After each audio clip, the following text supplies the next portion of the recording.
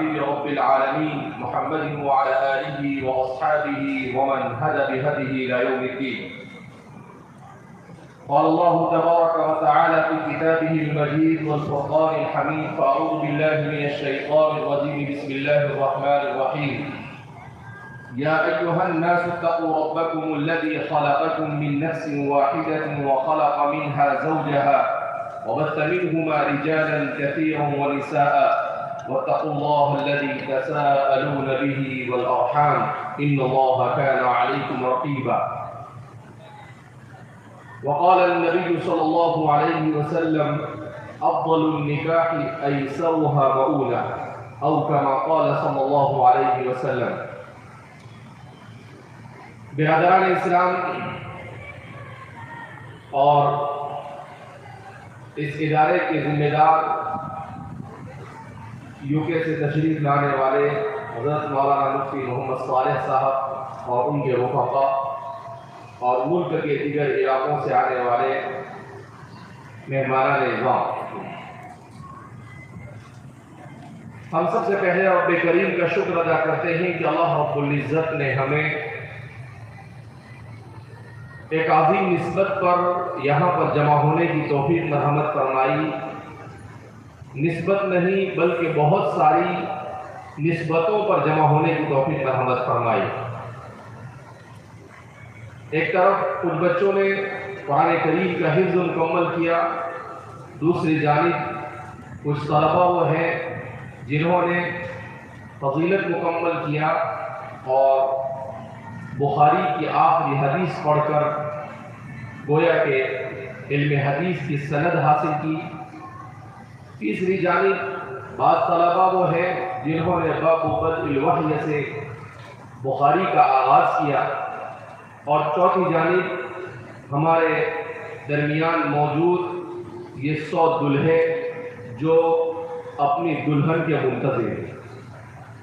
تو اتنی ساری نسبتیں یہاں پر جمع ہوئی کہ ان دونوں کے درمیان ایک قسم کی کشمکش ہے، اور دونوں اپنے موقف کو ثابت کرنے کے لیے طرح طرح کے دلائل پیش کرتے ہیں. اس سلسلے میں ایک طرف تو اللہ رب العزت نے اپنی کتاب میں اور رسول اللہ صلی اللہ علیہ وسلم نے اپنے فرمان مبارک میں متعدد مقامات پر مذہب انسان کو کتنی بڑی ضرورت ہے اسے بیان کیا. دوسری طرف جو سائنس اور ٹیکنالوجی جس پر دنیا کے ایک مخصوص طبقے کا تسلط ہے، وہ خود بھی اس بات کے اوپر مجبور ہو چکے ہیں کہ انہوں نے اس بات کو تسلیم کیا ہے کہ مذہب کے بغیر انسان کی زندگی کا صحیح تصور نہیں ہے. لہذا مذہب یہ انسان کی ایک بنیادی اور اہم ضرورت ہے.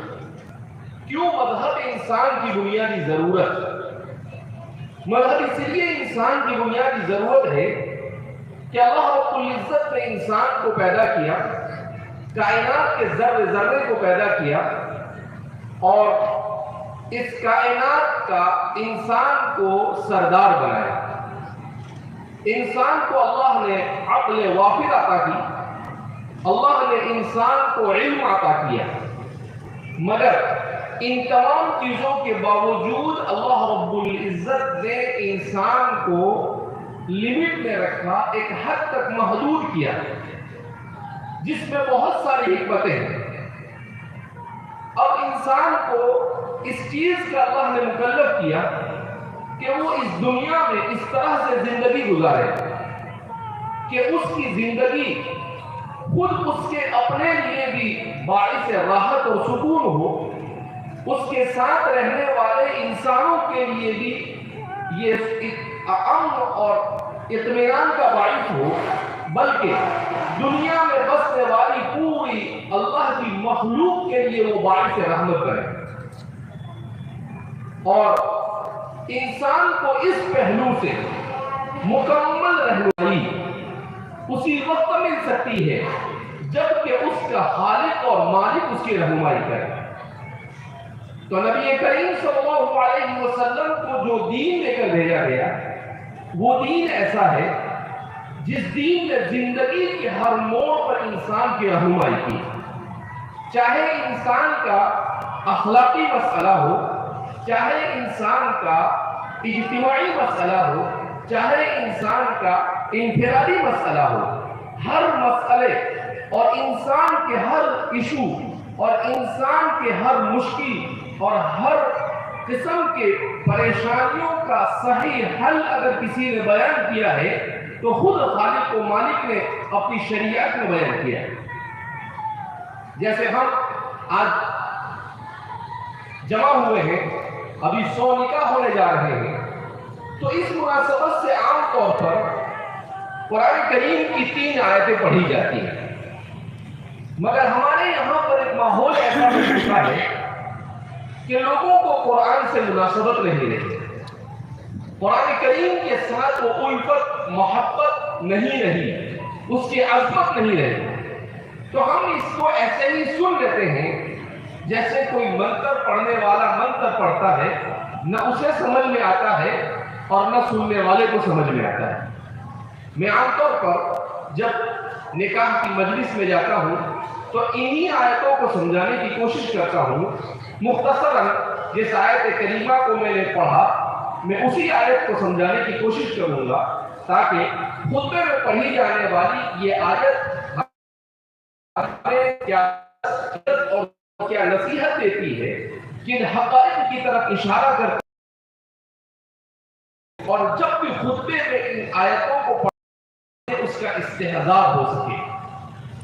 سورۃ النساء کی پہلی آیت جس میں اللہ رب العزت ارشاد فرماتے ہیں یا ایھا الناس، اے لوگوں۔ سب سے پہلے قرآن کریم کا اسلوب اور انداز اگر ہم یہاں پر دیکھتے ہیں تو قرآن کریم یہاں پر یا ایھا الذین آمنوا نہیں کہتا ہے۔ کیوں؟ قرآن کریم یہاں یا ایھا الناس کیوں کہتا ہے؟ اے لوگوں، اس لیے کہ آگے قرآن کریم ایک ایسے مسئلے کو بیان کرنے جا رہا ہے جس کا تعلق صرف مسلمانوں سے نہیں بلکہ اس کا تعلق اور اس کے سمجھنے کی ضرورت انسانی معاشرے کے ہر فرد کو ہے۔ اور قرآن کریم یہ صرف مسلمانوں کی پراپرٹی نہیں بلکہ یہ کتاب پوری انسانیت کے لیے ہدی للعالمین کہہ کر رحمت للعالمین کو بھیجا گیا، لہذا یہ صرف مسلمانوں کو مخاطب نہیں کرتی ہے بلکہ انسانی معاشرے کے ہر فرد کی اصلاح کی رہنمائی کرنا قرآن کریم اس کو اپنا فریضہ سمجھتا ہے۔ تو اس آیت کریمہ میں انسانی معاشرے کو اللہ رب العزت مخاطب کرتے ہوئے فرماتے ہیں یا ایھا الناس، اے لوگوں، اتقوا ربکم، اپنے اس پروردگار سے ڈرو، الذی خلقکم من نفس واحدہ، جس نے تمہیں ایک نفس سے پیدا کیا۔ قرآن کریم کی آیت کریمہ کن حقائق کی طرف اشارہ کر رہی ہے؟ قرآن چونکہ اللہ کی کتاب ہے اور اللہ کی کتاب اپنے اندر اتنے معنی لیے ہوئے ہیں کہ انسانوں کے لیے ان معانی کی مکمل طور پر تشریح، تفسیر اور توضیح کرنا یہ ممکن نہیں۔ مصر کے ایک عالم ہے، قرآن کریم کی انہوں نے تفسیر لکھی، الحاوی فی التفسیر، ابھی حیات ہے وہ، میرے اپنے ان سے تعلقات ہے۔ عربی زبان میں قرآن کی تفسیر لکھی 840 جلدوں میں۔ کتنی جلدوں میں؟ 840 جلدوں میں۔ تو میں نے کہیں سے ان سے رابطہ قائم کیا تو میں سمجھا کہ بڑی عمر کے ہوں گے، پتہ نہیں کیسے اتنی بڑی کتاب انہوں نے لکھی۔ بہرحال میں نے جب ان سے پوچھا تو انہوں نے بتایا کہ میری عمر 47 سال ہے۔ تو کہنے کا مطلب یہ اللہ کی کتاب ہے۔ تو اس کتاب میں سب سے پہلے کہا یا ایھا الناس اتقوا ربکم، تم ڈرو اپنے اس پروردگار سے، الذی خلقکم من نفس واحدہ، جس نے تمہیں ایک نفس سے پیدا کیا۔ تو اللہ نے سب سے پہلے حکم دیا اتقوا، کہ انسانی معاشرے کے ہر فرد خالق اور مالک اور اپنے رب سے ڈرنا ہے۔ کس چیز میں ڈرنا ہے؟ اس چیز میں ڈرنا ہے کہ وہ اپنے عقیدے کے باب میں، وہ انسان کے حقوق کے باب میں، وہ اللہ کے حقوق کے باب میں، حقوق اللہ اور حقوق العباد اور حقوق الخلق کے باب میں کہیں پر اللہ رب العزت کی اور اپنے خالق اور اپنے کریٹر کی نافرمانی نہ کرے۔ کیوں؟ الذی خلقکم من نفس واحدہ، جس نے تمہیں ایک نفس سے پیدا کیا۔ میں اور آپ جانتے ہیں ہم جس 21ویں صدی میں جی رہے ہیں، اس صدی کو عربی زبان میں انفجار المعلومات، کیا مطلب؟ کہ معلومات کا دھماکہ، اور انسان کو معلومات کو حاصل کرنے کے بہت وسائل مہیا ہیں۔ تو ایسے زمانے میں انسان کے لیے اسکول کے نظام میں، کالج کے نظام میں، سسٹم آف ایجوکیشن جو ہے، اس میں ایک مسئلہ اٹھایا جاتا ہے ہسٹری آف ہیومن، انسان کی تاریخ کیا ہے۔ تو انسان کی تاریخ کو بیان کرتے ہوئے جہاں متعدد نظریات بیان کیے جاتے ہیں، وہاں پر سب سے زیادہ فوکس جس نظریے پر رکھا جاتا ہے وہ کون سا نظریہ ہے؟ وہ ہے نظریہ ارتقاء، تھیوری آف ایولیوشن۔ کیا مطلب؟ کہ اس میں یہ کہا جاتا ہے کہ انسان یہ جانوروں سے ترقی کر کر انسان بن گیا۔ قرآن کریم کی اس آیت کریمہ نے اس حقیقت کا انکار کیا اور کہا کہ اللہ وہ ذات ہے جس نے نفس واحد سے تمہیں بنایا۔ کیا مطلب نفس واحد سے بنایا؟ اشارہ کیا اس بات کی طرف کہ اللہ نے ایک تو اپنی دیگر مخلوق کو بنایا اور دوسرا حضرت انسان کو بنایا۔ حضرت انسان کو اسپیشل کریشن کے ساتھ، تخلیق خصوصی کے ساتھ بنایا، اور دیگر مخلوق کو جنرل کریشن یعنی عام خلقت کے ساتھ اللہ رب العزت نے پیدا کیا۔ اسی کی طرف اشارہ کرتے ہوئے یہاں پر اس آیت کریمہ میں جب انسان کو نکاح کے موقع پر پڑھی جا رہی ہے، اس بات کا سبق دیا گیا کہ تم تمام کے تمام ایک باپ کی اولاد ہو۔ تم بندر سے ترقی یافتہ مخلوق نہیں، تم جانوروں کی ترقی یافتہ مخلوق نہیں، بلکہ اللہ نے تمہارے جد امجد حضرت آدم علیہ السلام کو مٹی سے پیدا کیا، جس کی تفسیرات کو احادیث مبارکہ اور قرآن کریم نے خود بہت سارے مقامات پر بیان کیا، اور پھر اسی آدم علیہ السلام سے ایک آدم سے آج 800 کروڑ زمین پر انسان آباد ہے۔ اتنے کیسے ہو گئے؟ تو یہاں پر قرآن کریم میں انسان کی تاریخ کی ابتدا کو بیان کیا، اور پھر تھوڑا سا آگے چلنے کے بعد قرآن کریم بیان کرتا ہے خلقکم من نفس واحدہ وخلق منها زوجها، اور اس سے ان کی زوجہ کو پیدا کیا۔ کیا مطلب؟ کہ آدم علیہ السلام اور انسان کی ابتدائی تاریخ کو بیان کرنے کے بعد اب قرآن کریم میرج، شادی اور نکاح کی تاریخ کو بیان کرتا ہے کہ انسانی معاشرے میں نکاح کا رواج کیسے چلا۔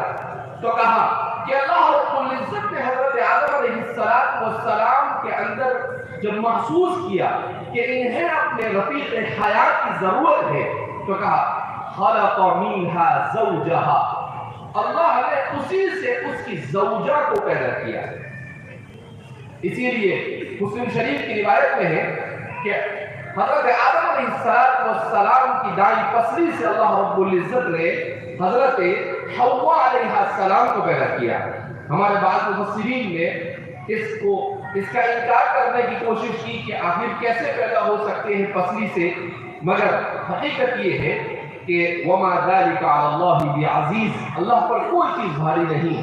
جو اللہ مٹی سے انسان کو، پہلے انسان کو بنا سکتا ہے، اس اللہ کے لیے بائی پسلی سے حضرت حوا کو پیدا کرنا یہ کوئی مشکل کام نہیں تھا۔ تو حضرت حوا کو پیدا کیا، اور پھر قرآن کریم آگے بیان کرتا ہے کہ وَبَثَّ مِنْهُمَا رِجَالًا كَثِيرًا وَنِسَاءً، اور پھر ان دونوں کا نکاح ہوا، پھر وہ زمین پر آئے، ان سے اولاد پیدا ہوئی، اور ان اولادوں نے اولاد کو پیدا کیا، یہاں تک کہ آج انسان کی آبادی 800 کروڑ بیان کی جاتی ہے۔ تو گویا کہ انسان کی تاریخ، انسان کے نکاح کی تاریخ اور اس کی ضرورت دونوں کو اس آیت کریمہ میں بیان کر کر نکاح کے موقع پر انسان کو اللہ رب العزت نے دو اہم ترین سبق سکھائے۔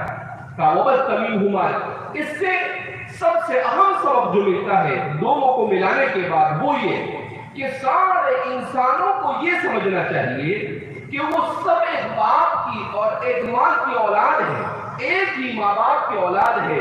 لہذا جیسے بھائی بہن پیار اور محبت کے ساتھ گھر میں رہتے ہیں، بالکل اسی طریقے سے گاؤں میں، ملک میں اور دنیا کے چپے چپے میں انسان کے ہر فرد کو آپس میں مل جل کر بھائی چارگی کے ساتھ اور محبت کے ساتھ رہنا چاہیے۔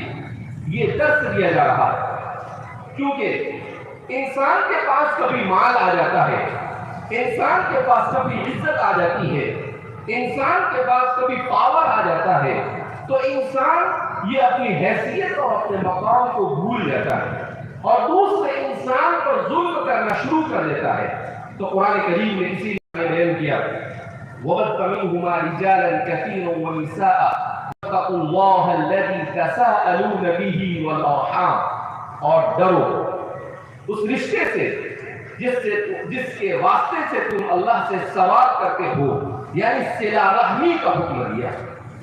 ایک تو صلہ رحمی ہے کہ انسان اپنے رشتہ داروں کے ساتھ اچھا سلوک کرے، اس لیے کہ جب نکاح ہوتا ہے تو دو خاندانوں کے درمیان رشتہ قائم ہوتا ہے، اور دو خاندانوں میں رشتہ قائم ہونے کے بعد دونوں خاندانوں میں طرح طرح کے لوگ ہوتے ہیں، کوئی غصے والا ہوتا ہے، کوئی گردواری والا ہوتا ہے، کوئی ایک دوسرے کے ساتھ جھگڑا کرانے والا ہوتا ہے، کوئی صلح کرانے والا ہوتا ہے، تو جھگڑے کے امکانات بہت بڑھ جاتے ہیں۔ تو قرآن کریم نے یہاں پر صلہ رحمی کی تعلیم دی کہ نکاح یہ آپس میں معاشرے میں جھگڑے کا باعث نہیں ہونا چاہیے، بلکہ نکاح یہ محبت اور مودت کے بڑھنے کا باعث ہونا چاہیے کہ اللہ رب العزت نے ایک نعمت سے نوازا۔ اسی لیے ہمارے معاشرے میں چونکہ نکاح کو وہ اہمیت نہیں دی جاتی جو دی جانی چاہیے، تو بعض لوگوں نے ایک جملہ گھڑ دیا ہے کہ شادی یہ بربادی ہے، لیکن اسلام کہتا ہے شادی یہ خانہ آبادی ہے، شادی یہ بربادی نہیں۔ شادی یہ بربادی کب ہوتی ہے؟ جب دلہن اپنے دلہے کے حقوق کو ادا نہیں کرتی، جب دلہا اپنی دلہن کے حقوق کو ادا نہیں کرتا، جب دونوں اپنے ماں باپ کے حقوق کا لحاظ نہیں رکھتے، اور جب دونوں رشتے دار یہ ایک دوسرے کے ساتھ صلہ رحمی کا تعلق نہیں رکھتے، تو قرآن کریم کی ایک جامع ترین آیت جو بہت سارے دروس، بہت سارے لیسنز اور بہت سارے سبق ہمیں دے رہی ہے، ہمیں اپنی تاریخ بھی بیان کر رہی ہے، ہمیں یہ بھی بتا رہی ہے کہ ہم ایک دوسرے کے ساتھ بھائی چارگی کے ساتھ رہیں، ہمیں صلہ رحمی کی تعلیم بھی دے رہی ہے، اور ہمیں اس دنیا میں رہتے ہوئے اپنے خالق کے ساتھ جڑے رہنے کی تلقین بھی کرتی ہے۔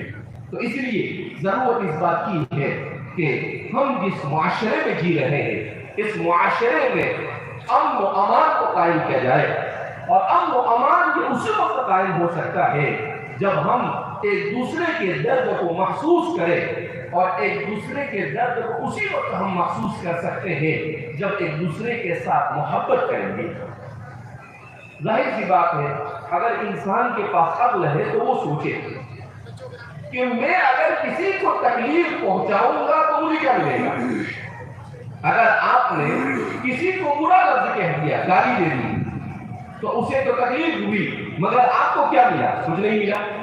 اگر آپ نے کسی کے مال میں، کسی کی جان میں کسی طرح سے بھی نقصان پہنچایا تو آپ کو تو کچھ ملنے والا ہے نہیں۔ تو انسان، عقل مند انسان ایسا کام کیوں کرے جس سے اسے کوئی فائدہ نہ ہو اور سامنے والا یہ مصیبت اور زحمت میں مبتلا ہو؟ اسی لیے نبی کریم صلی اللہ علیہ وسلم نے ارشاد فرمایا، کیا فرمایا؟ لا تحاسدوا ولا تباغضوا وكونوا عباد الله اخوانا، کہ آپس میں حسد مت کرو، کیونکہ حسد یہ اختلاف، جھگڑے اور فساد کو لے کر آتا ہے۔ آپس میں بغض مت رکھو، وَكُونُوا عِبَادَ اللَّهِ إِخْوَانًا، اور اللہ کے بندے اور ایک دوسرے کے بھائی بن جاؤ۔ تو اسلام وہ مذہب ہے جس نے اس دنیا میں امن و امان اور سلامتی کا سبق سکھایا۔ اسی لیے 2009 میں ایک امریکہ کے بہت بڑے عہدے پر فائز مصنف نے ایک کتاب لکھی جس کا نام انہوں نے رکھا اے ورلڈ وداؤٹ اسلام، کہ یہ دنیا میں اگر اسلام نہ ہوتا تو دنیا کا نقشہ کیسا ہوتا۔ اس نے 20 سال سے زیادہ عرصے تک ران کارپوریشن میں کام کیا تھا، جو دنیا کا ایک تھنک ٹینک ادارہ مانا جاتا ہے، وہاں کام کیا انہوں نے، اور پھر اس کے بعد آج بھی وہ امریکہ کی ایک بہت بڑی یونیورسٹی میں ہسٹری کے لیکچرر ہے، پروفیسر ہے۔ تو انہوں نے اس کتاب میں لکھا ہے کہ جب میں نے گہرائی کے ساتھ اسلام کا مطالعہ کیا تو میں اس نتیجے پر پہنچا کہ اس وقت موجودہ دنیا میں جو کچھ خیر ہے، جو کچھ امن اور سکون ہے، وہ اسلام ہی کی دین ہے۔ اگر اسلام نہ ہوتا تو دنیا میں جو تھوڑا بہت امن ہے وہ بھی باقی نہ رہتا۔ اسلام نام ہے سلامتی کا، ایمان نام ہے امن سے بنا، لہذا یہ سراپا انسان کو انسانیت کے درس کے ساتھ ہی جینے کی تلقین کرتا ہے۔ اسی لیے حضرت مولانا علی رضی اللہ عنہ فرمایا کرتے تھے کہ انسان بن کر آنا یہ آسان ہے، مگر انسان بن کر جینا یہ مشکل ہے۔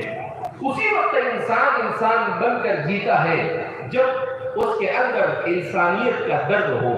اس لیے میرے بھائیوں، دوستوں، بزرگوں، زندگی لے کر آیا ہے، 50-60 سالہ زندگی لے کر آیا ہے۔ اس زندگی میں اگر وہ محبت تقسیم کر جائے گا تو اللہ رب العزت اس کی وجہ سے اسے ہمیشہ کے لیے باقی رکھے گا اس کے نام کو۔ حضرت ابراہیم علیہ السلام فرماتے ہیں وَجَعَلْ لِسَانَ صِدْقٍ فِي الْآخِرِينَ، کہ اللہ میرے بعد آنے والوں میں میرا ذکر خیر باقی رکھ۔ تو یہ بھی اللہ کی ایک نعمت ہے کہ انسان اپنے آپ کو ایسا بنائے کہ اس کے زندگی میں بھی لوگ اس کے ساتھ محبت کرے اور